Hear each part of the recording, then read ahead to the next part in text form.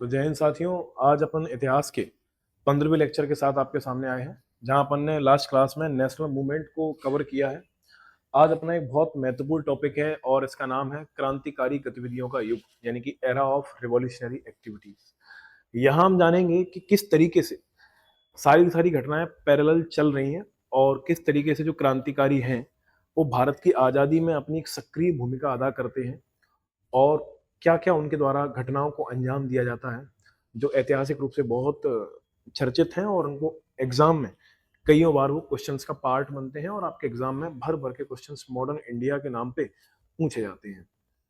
तो क्रांतिकारी गतिविधियों का सीधा सा तात्पर्य है कि ऐसे व्यक्तित्व, देखो मेरी नज़र में ये बहुत महान है, आपके सामने इनके फोटोज लगे हुए हैं, इनके बारे में जितना ही कहा जाए वो कम ही है। ये देश की बदकिस्मती है कि इनकी स्टेचूज मैंने देखा है ना, धूल चढ़ी रहती है उनके ऊपर, और शायद मैं ऑन कैमरा कह भी नहीं सकता इन चीज़ों को। स्थिति बहुत ज़्यादा खराब है वाकई में। ये देश की आज़ादी में इन लोगों का जो योगदान है और इन्होंने अपने जो प्राण गंवाए, बलिदान दिया, हंसते हंसते फांसी पर झूल गए, ये जो आपको दिख रहा है ना, इनको हम बुला नहीं सकते कैसे भी। चलिए खैर, इतिहास पॉइंट ऑफ व्यू से अपने लिए क्या महत्वपूर्ण बातें हो जाती हैं उनको अपन जानते हैं। सबसे पहले एग्जाम में आपके क्वेश्चन बनता है कि क्रांतिकारी गतिविधि की शुरुआत भारत के किस हिस्से से होती है। तो अब सीधा सा इसका आंसर करने वाले हैं कि सर महाराष्ट्र से होती है। कहां से होती है? महाराष्ट्र से। महाराष्ट्र से क्रांतिकारी गतिविधियों की शुरुआत होती है और इसी क्रम में इन्हीं क्रांतिकारी गतिविधियों में, अच्छा अब यहाँ पर छोटे छोटे मंडल बनेंगे, युग बनेंगे, पार्टियां बनेंगी, समिति बनेंगी। तो हम उनके नाम देखेंगे कौन कौन सी क्या क्या बनती हैं, है ना, सारी की सारी चीजें अपन देखेंगे। तो अपन पहली हेडिंग डालते हैं। तो क्रांतिकारी गतिविधियों की शुरुआत कहाँ से होती है? महाराष्ट्र से होती है। लेकिन अभी अपन क्या पढ़ रहे हैं वो अपन हेडिंग डालते हैं व्यायाम मंडल। व्यायाम मंडल। व्यायाम मंडल। इसका अगर आपसे ईयर पूछा जाए कि ये बनी कब थी, तो इसका ईयर है 1896 से लेकर 1897, इसी दौरान इसकी स्थापना हुई है। पूछा जाएगा इसकी स्थापना किसने की है, तो स्थापना कर्ता आपको याद रखने हैं इसके। इसके स्थापना कर्ता आपसे पूछे जाएंगे। इसके स्थापना करता है चापेकर ब्रदर्स। कौन है? चापेकर ब्रदर्स। चापेकर ब्रदर्स। क्या हुआ पंकज? क्या? चापेकर ब्रदर्स इसकी स्थापना करता है। प्लेस कहाँ है? तो प्लेस इसका कहाँ है? महाराष्ट्र में है। महाराष्ट्र। यहाँ सबसे इंटरेस्टिंग बात यह है कि जो व्यायाम मंडल है, नाम से स्पष्ट हो रहा है, ये एक समूह है, मंडल है। यहाँ चापेकर बंधु ये चाहते हैं कि इसमें जो भी ज्वाइन कर रहा है उस व्यक्ति को व्यायाम के माध्यम से उसको एक्सरसाइज करा के उसके शरीर को बलिष्ठ बनाया जाए। कैसे बनाया जाए? बलिष्ठ बनाया जाए। साथ ही साथ उसे हथियारों का प्रशिक्षण दिया जाए। क्या दिया जाए? हथियारों का प्रशिक्षण। चापेकर बंधु के द्वारा एक ऐसी घटना को अंजाम दिया गया 22 जून 1897 की बात है।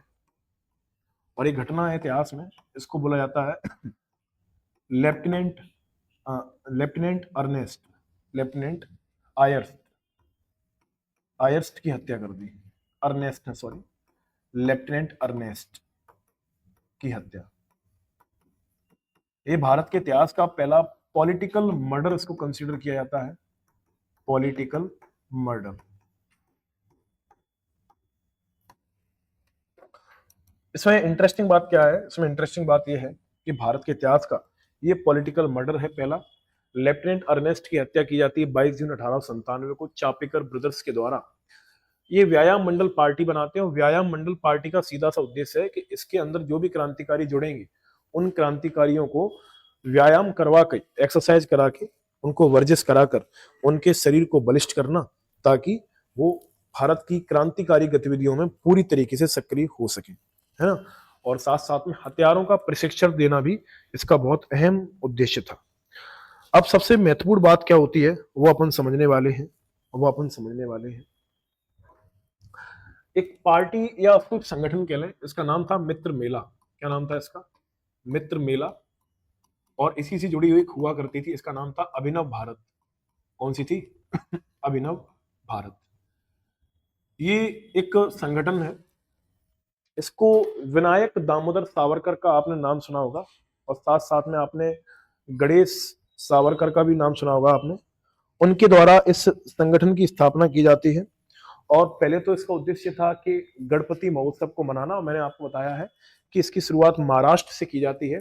तो गणपति महोत्सव को ये मनाते हैं, और साथ साथ में पहले तो बागडोर होती है विनायक दामोदर सावरकर के हाथों में, और बाद में ये बागडोर आ जाती है किसके हाथ में? गणेश वासुदेव सावरकर के हाथों में। अब यहाँ सबसे इंटरेस्टिंग बात यह है कि आपसे एग्जाम में क्वेश्चन बनेगा कि इसकी स्थापना कब हुई थी। आप इसकी स्थापना याद रखने वाले हैं। इसकी स्थापना हुई थी 1899 में। स्थापना करता या फाउंडेड बाय आपसे पूछे जाए तो फाउंडेड बाय में आप बड़े हंसते हंसते जवाब दे देंगे इसका, कि सर वीडी सावरकर साहब हैं इसके फाउंडर, सावरकर। चलिए कोई दिक्कत नहीं। साथ साथ में गणेश सावरकर का भी नाम जुड़ता है।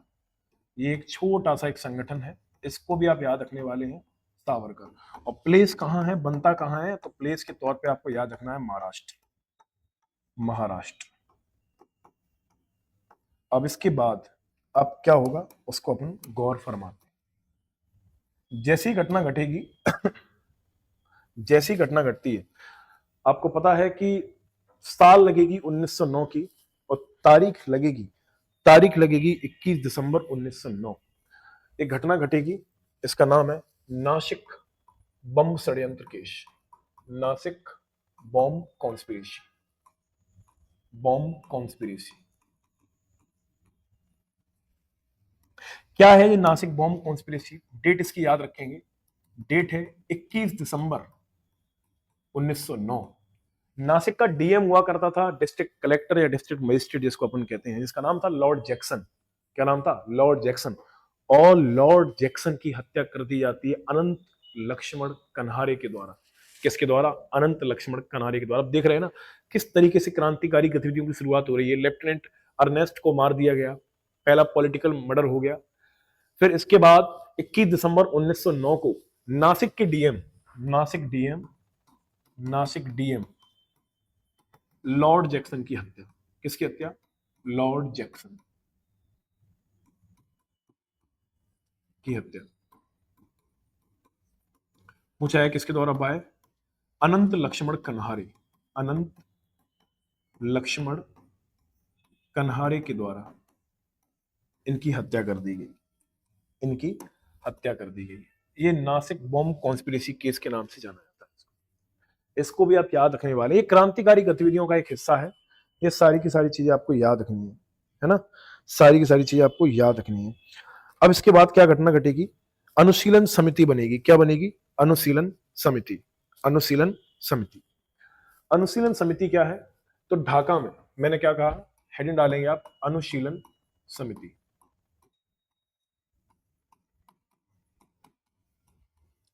अनुशीलन समिति 23 दिसंबर 1902।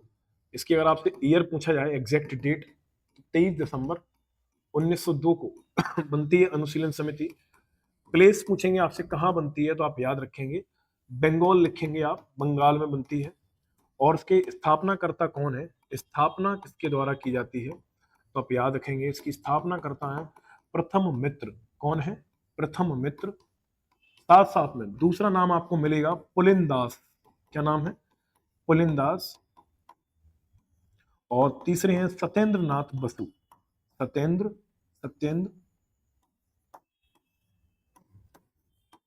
नाथ बसु। एग्जाम में आपको डायरेक्ट ही ये ज्यादा ऑप्शन मिलेगा आपको। ये स्थापना होती है इसकी अनुशीलन समिति की, तो आप इसको भी याद रखने वाले हैं। इसको भी आप हूबहू इसी तरीके से याद रखने वाले हैं। ठीक है, इसको आप याद रखेंगे। इसके बाद आपको याद रखना है बनेगी ढाका समिति। कौन सी बनेगी? ढाका समिति, जिसको अपन ढाका अनुशीलन समिति के नाम से भी जानते हैं, ढाका अनुशीलन समिति। ठीक है, ढाका अनुशीलन समिति। तो इसको आप 24 मार्च याद रखेंगे, 24 मार्च। अगली अपनी ढाका अनुशीलन समिति कौन सी है? ढाका अनुशीलन समिति। ये पार्टियां क्यों बन रही हैं दरअसल में आपको पता है 1905 में हो चुका है बंगाल विभाजन, बंगाल पार्टीशन। बंगाल पार्टीशन के बाद क्रांतिकारी पूरे तरीके से जोश में आ चुके हैं। उन्होंने कहा कि हम तो सेपरेट सेपरेट अपनी कमेटी बनाएंगे और कमेटी बनाकर अंग्रेजों के खिलाफ लगातार बगावत करेंगे। तो 1905 में बनती है क्या, ढाका अनुशीलन समिति। इसकी आप ईयर याद रखेंगे कब बनती है, 1905 में बनती है। और इसकी स्थापना करता प्रथम मित्र और पुलिंदास, ये दोनों ही इसके स्थापना करता होते हैं। तो आप लिखेंगे फाउंडेड बाय प्रथम मित्र, और आप पुलिंदास का भी नाम याद रखेंगे। किसका याद रखेंगे, पुलिंदास। इन दोनों के नाम आप याद रखने वाले, ठीक है। ये आपकी छोटी छोटी समितियां एग्जाम में बनती हैं। कब बनी थी उसकी डेट पूछते हैं, ईयर पूछते हैं, फाउंडर पूछते हैं, उसके कौन कौन फाउंडर रहे हैं। इस टाइप के क्वेश्चंस आपसे एग्जाम में बना लेते हैं। अब आपको बहुत महत्वपूर्ण केस याद रखना है, आपको बहुत बहुत ज्यादा महत्वपूर्ण केस, बहुत ज्यादा महत्वपूर्ण केस। केस का नाम है मुजफ्फरपुर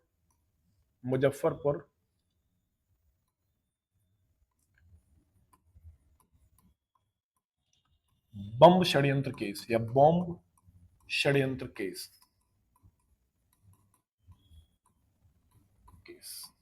इसको आपको बहुत अच्छे से पढ़ना है। मुजफ्फरपुर बॉम्ब कॉन्स्पिरेसी केस, ये क्या है तो सुनना बहुत ध्यान से।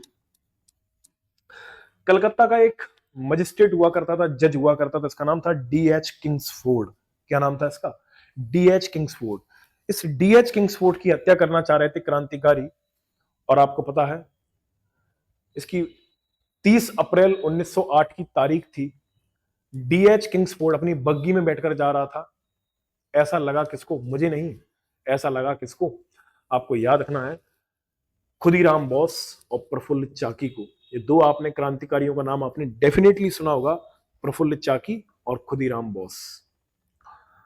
इन दोनों को लगता है कि इसमें बैठा है D.H. किंग्सफोर्ड, एक बग्गी जा रही है, उसमें चलते थे, बॉम्ब फेंक दिया बग्गी के ऊपर, और दरअसल में उसमें D.H. किंग्सफोर्ड था ही नहीं, उसमें था ही नहीं। इतिहास में इस घटना को मुजफ्फरपुर बॉम्ब कॉन्स्पिरेसी केस के नाम से जानते हैं। जब उस बुग्गी में पता चला तो उसके अंदर एक असिस्टेंट जज या असिस्टेंट जिसको अपन कह लें, उसका इसका नाम था लॉर्ड कैनेडी। लॉर्ड कैनेडी, उसकी पत्नी और उसकी पुत्री बैठी हुई थी, इसकी डॉटर और उसकी वाइफ। और इस बम षड्यंत्र केस में मारने जा रहे थे D.H. किंग्सफोर्ड को, और अनजाने में हत्या कर बैठे कैनेडी की पत्नी और पुत्री की। और आपको याद रखना है, आपको क्या याद रखना है, आपको याद रखना है, जैसे ही इन्होंने हत्या की, हत्या करने के बाद पुलिस पीछे पड़ गई, प्रफुल्ल चाकी और खुदीराम बोस को ढूंढ रही है। लापता हो गए दोनों, भाग गए, कैसे भी करके पुलिस ने ढूंढ लिया, ढूंढ निकाला, प्रफुल्ल चाकी खुदीराम बोस दोनों पकड़े गए, दोनों के दोनों। प्रफुल्ल चाकी को लगा कि हम तो अंग्रेजों के हाथों क्या ही मरे, और प्रफुल्ल चाकी ने आत्महत्या कर ली। और याद रखेंगे आप, खुदीराम बोस को मुजफ्फरपुर सेंट्रल जेल में 11 अगस्त 1908 को फांसी दे दी गई। और सबसे महत्वपूर्ण बात क्या है, ये भारत के इतिहास में एक ऐसी फांसी है जो सबसे कम उम्र में किसी क्रांतिकारी को लगी। मात्र 18 साल की एज थी किसकी, खुदीराम बोस की। फांसी लगती है मुजफ्फरपुर सेंट्रल जेल में। तो इसको लिखते हैं अपन बॉम्ब षड्यंत्र केस। इसकी डेट क्या है, तो डेट आप याद रखने वाले हैं 30 अप्रैल 1908। बॉम्ब फेंका जाता है किसके ऊपर, एक कलकत्ता का मजिस्ट्रेट हुआ करता था, कलकत्ता मजिस्ट्रेट, इसका नाम है D.H. किंग्सफोर्ड। क्या नाम है, D.H. किंग्सफोर्ड। इसकी बग्गी पर बम फेंका, बग्गी पर बम फेंका। और मैंने आपको बताया कि इसमें तो D.H. किंग्सफोर्ड साहब थे ही नहीं, D.H. किंग्सफोर्ड साहब थे ही नहीं। इसमें बैठा कौन था, आपको याद रखना है, बैठा इसमें कौन था, तो लॉर्ड कैनेडी, लॉर्ड कैनेडी और उसकी वाइफ और उसकी डॉटर, ये लोग बैठे थे। ये भाई साहब उसमें थे ही नहीं, ये उस समय उसमें थे ही नहीं, ये बैठे थे। बम फेंका, पूरा परिवार इनका तहस महस हो गया, ये मारे गए इस घटना में। कौन, आपको याद रखना है लॉर्ड कैनेडी का पूरा परिवार। अब होना क्या था, पुलिस पीछे पकड़ी। अच्छा, आपसे पूछेंगे इस घटना को अंजाम किसके द्वारा दिया गया, तो भाई आप याद रखेंगे दो लोगों के नाम है, प्रफुल्ल चाकी और दूसरा नाम आपको याद रखना है खुदीराम बोस। खुदीराम बोस। दरअसल में इन्होंने एक समिति बना के रखी थी, समिति का नाम था युगांतर समिति। कौन सी समिति थी, युगांतर समिति। और उसी युगांतर समिति के एक्टिव मेंबर रहा करते थे। इन्होंने पूरा मैप बनाया कि डीएच किंग्सफोर्ड किस तरीके से बग्गी से किस रूट को फॉलो करता हुआ जाता है। जैसे ही निकलेगा अगले दिन इन्होंने पूरा मैप तैयार करके रखा था कि हम उस पर फेंक देंगे, लेकिन गलती से उस दिन उसमें किंग्सफोर्ड था ही नहीं और अनजाने में इस घटना को अंजाम दे दिया। पुलिस ने पकड़ लिया, पुलिस ने पकड़ा, पुलिस ने पकड़ लिया, पकड़ लिया। प्रफुल्ल चाकी ने इन्होंने भाई आत्महत्या कर ली। और आपको पता है 11 अगस्त 1908 को खुदीराम बोस को, किसको, खुदीराम बोस को मुजफ्फरपुर सेंट्रल जेल में, मुजफ्फरपुर सेंट्रल जेल में फांसी दे दी गई। सेंट्रल जेल इनको फांसी दे दी गई। इनको क्या दे दी गई, फांसी, डेथ पेनल्टी दे दी गई। यह है, आपको याद रखना है, मुजफ्फरपुर बॉम्ब कॉन्स्पिरेसी केस। एक बहुत बड़ी ऐतिहासिक घटना है, इसको आपको भूलना ही नहीं है। अगली घटना क्या होती है आपको याद रखना है। अगला है अपना, इसका आप स्क्रीनशॉट ले लें आराम से, कोई दिक्कत वाली बात नहीं है, कोई समस्या नहीं है। अगली अपनी घटना क्या होती है, Howrah conspiracy case. Howrah conspiracy case, ये क्या है, हावड़ा कॉन्स्पिरेसी केस, इसको समझते हैं।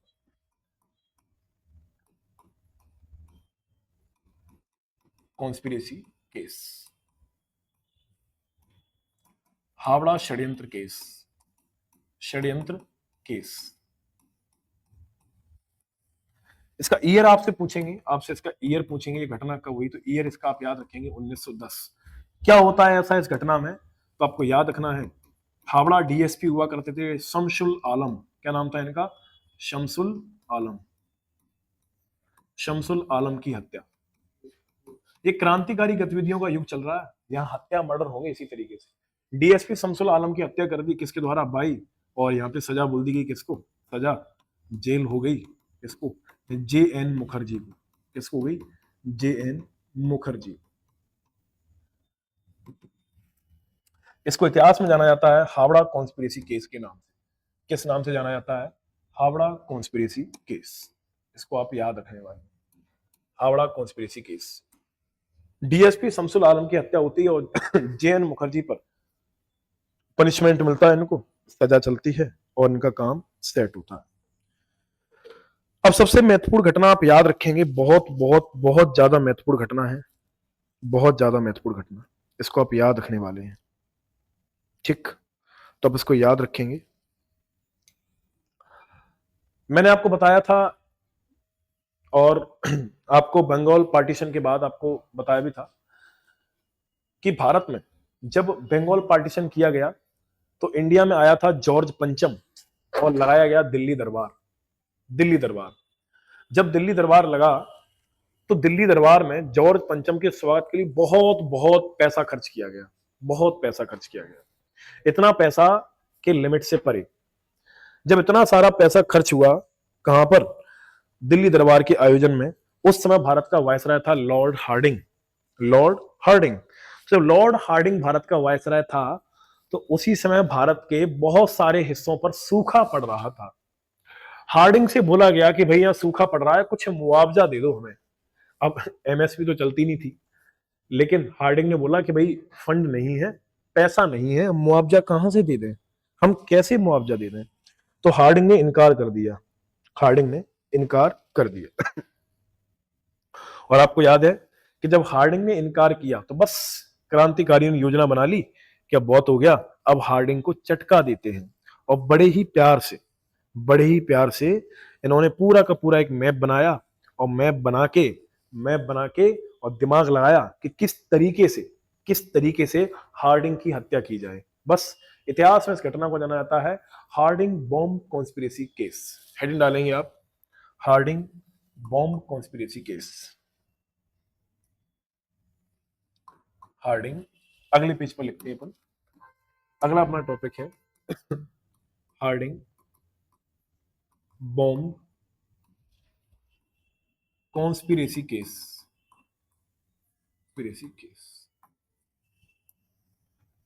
हार्डिंग बॉम्ब कॉन्स्पिरेसी केस क्या है? ये हार्डिंग बॉम्ब कॉन्स्पिरेसी केस आपको मैंने अभी आपको बताया है। हार्डिंग बॉम्ब कॉन्स्पिरेसी केस में, है ना, क्या बताया मैंने आपको कि वही कि दिल्ली दरबार में ज्यादा पैसा खर्च हो रहा था, बस योजना बना ली किसने? आप इसको याद रखेंगे। हार्डिंग बॉम्ब कॉन्स्पिरेसी केस की सबसे खास बात यह है कि जो हार्डिंग है वो दिल्ली के चांदनी चौक से होकर गुजर रहा था। कहां से गुजर रहा था? दिल्ली के चांदनी चौक से होकर गुजर रहा था।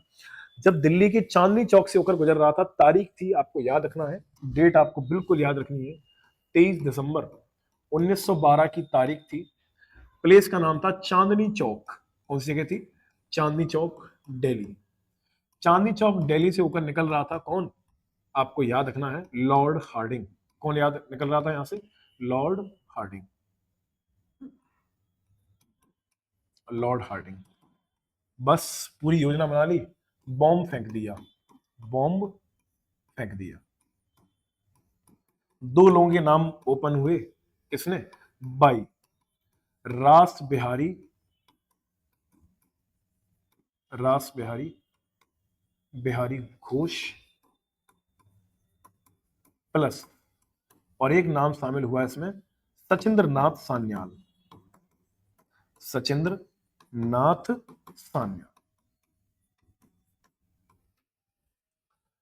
हार्डिंग बॉम्ब कॉन्स्पिरेसी केस को इतिहास में आप लिख सकते हैं, इसको दिल्ली कॉन्स्पिरेसी केस भी कहते हैं। क्या बोलते हैं? दिल्ली कॉन्स्पिरेसी केस, क्योंकि ये घटना दिल्ली में घट रही है। इसको दिल्ली कॉन्स्पिरेसी केस भी कहते हैं। हार्डिंग के ऊपर बॉम्ब फेंक दिया। जब हार्डिंग के ऊपर बॉम्ब फेंका तो आपको याद रखना है, हार्डिंग बस इसमें घायल हुआ। हार्डिंग हार्डिंग घायल हुआ।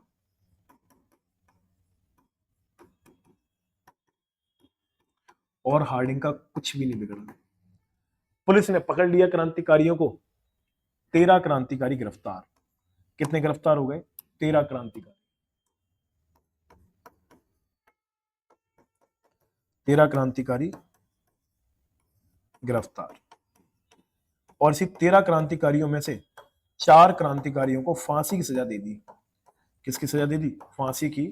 और आप याद रखेंगे, साथ साथ में फांसी की सजा जब मिली और पकड़े गए थे रास बिहारी घोष भी।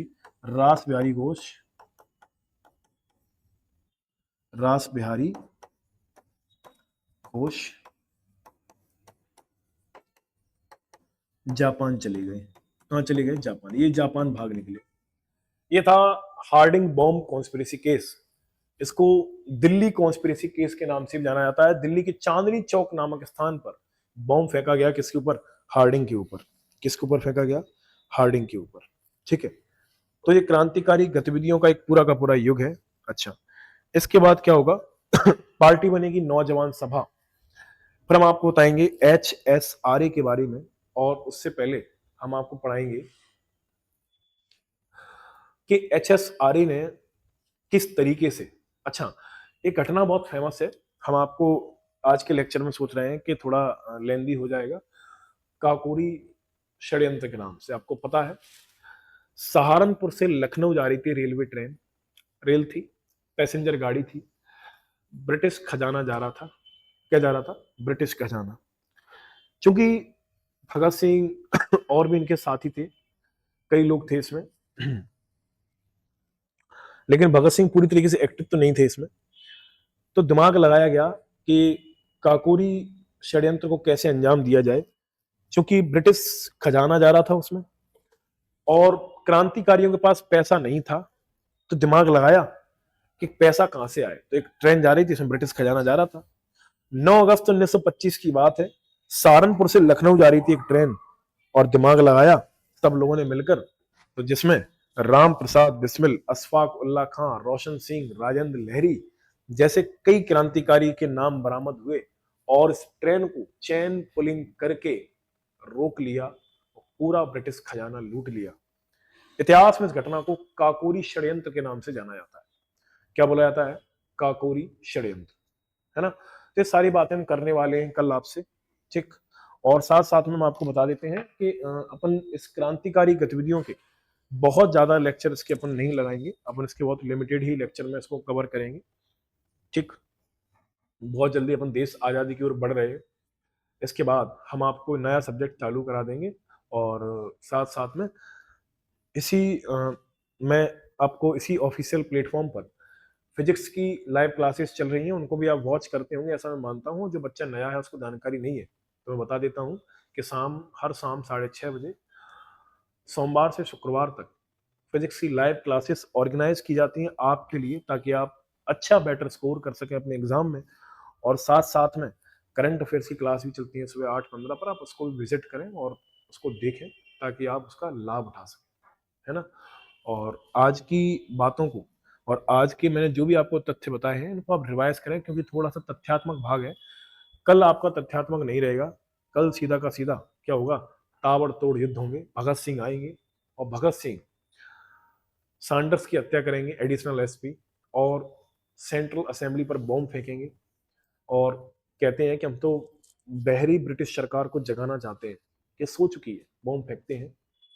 इनके खिलाफ ट्रायल चलेगा और 23 मार्च 1931 को लाहौर सेंट्रल जेल में इन्हें फांसी की सजा मिलेगी।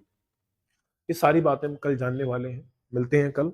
आज के लेक्चर को यहीं अपन सम अप करते हैं। तो nice to meet you, nice meeting you, have a good day and from my side bye and take care.